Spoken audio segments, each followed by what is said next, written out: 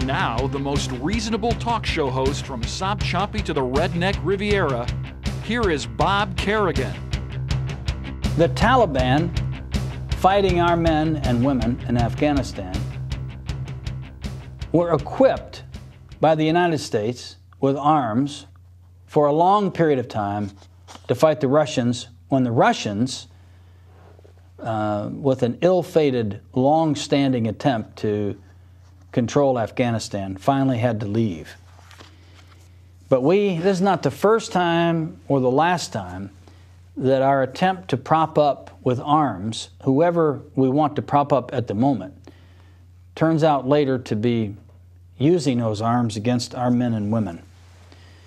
And that's exactly what's happening with the Taliban now in Afghanistan. We should have invaded Afghanistan, no question about it, and we should have found Osama bin Laden.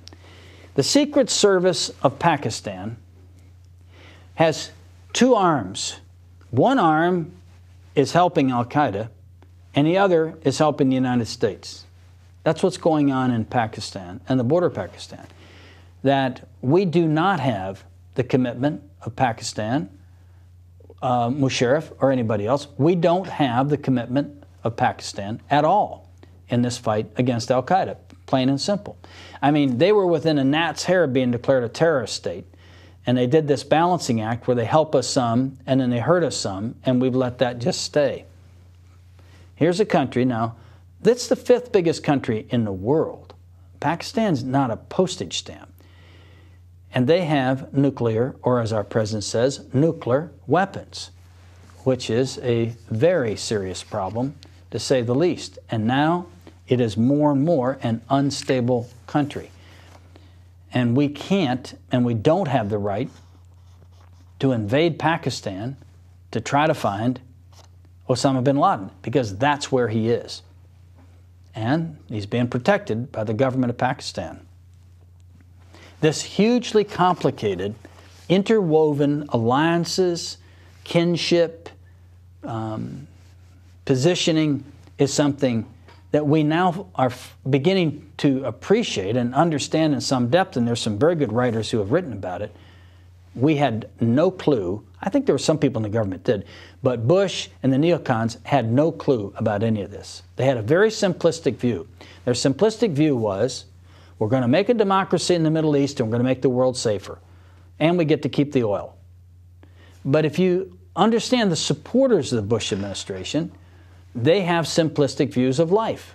People who think Bush is a fine guy have a very black and white image. It's them against us. They hate freedom, and we love freedom. And they hate it, and we love it. So that's what the fight's about. It's all about freedom, all about fighting freedom. It's the most simplistic, stupid position you could take. And nobody with any depth deeper than a thimble would take that position. But the president's been quite successful in selling that to a lot of the American people. And the hard right that follows Bush wherever he goes, and will follow him over the cliff, you know, if that's what it takes, they think this all makes sense. It all makes sense. It's one giant conspiracy of the Arabs and the Muslims. It's a giant conspiracy. They're all bad. They're all going to hurt us. It hasn't advanced a discussion of it to learn where we might be able to get along in a world with other people in a way that is satisfactory. We're not making any progress with that, and we won't with this president. We would, I think, we would if Obama becomes president, because just today, talk about flip-floppers, Bush is sending a high-level diplomat to Iran to talk to the Iranians. Bush has flip-flopped. Would never do it. McCain said how ridiculous. All the right-wing Republicans, this is horrible. You know, the fact that Obama says that he would go talk to people who are enemies, to even discuss anything, even have any diplomatic efforts at all, I mean, that's just absurd. Hugo Chavez or whoever it is, or Morales or whoever it is, but the fact that he would go, no, he shouldn't do that. Republicans wouldn't do that. Republicans are tough. They're not going to go talk to somebody. They're going to bomb them. That's how we handle a problem. What is Bush doing today? Sending a high-level delegation to Iran to begin diplomatic discussions towards a resolution of the problems for which we have to have Iranian help to solve them. That is a fact. I am involved with a really interesting book now about the history of Afghanistan and the conflicts that are imminent in that area from the Taliban. And now the tremendous increase in heroin production fueling the economic base for the Taliban and the alliance between the Taliban and Al-Qaeda. All of these things required great finesse in understanding and a depth of study and research to understand these complications before we charged in with this cowboy kick-ass stuff in Iraq.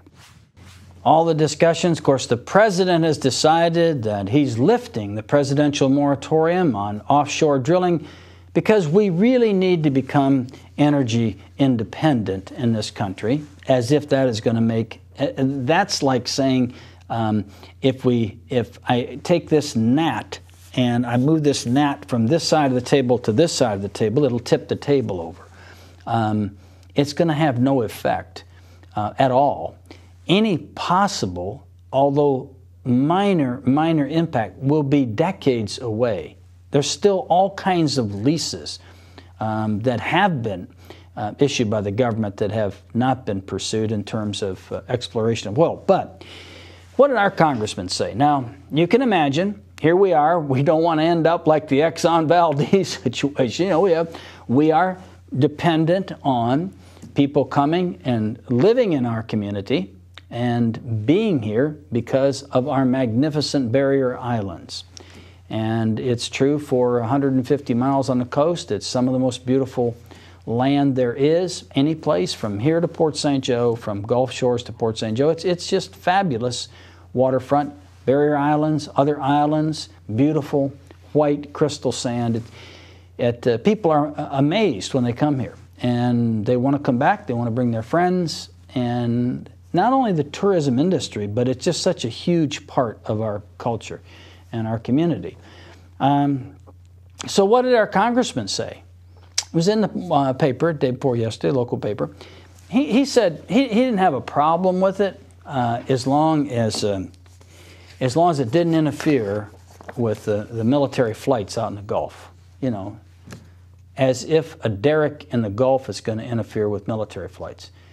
But that signal to the military lobby and the cartel of contractors that funnel all the money to congressional candidates is telling. What kind of comment was that? How about this?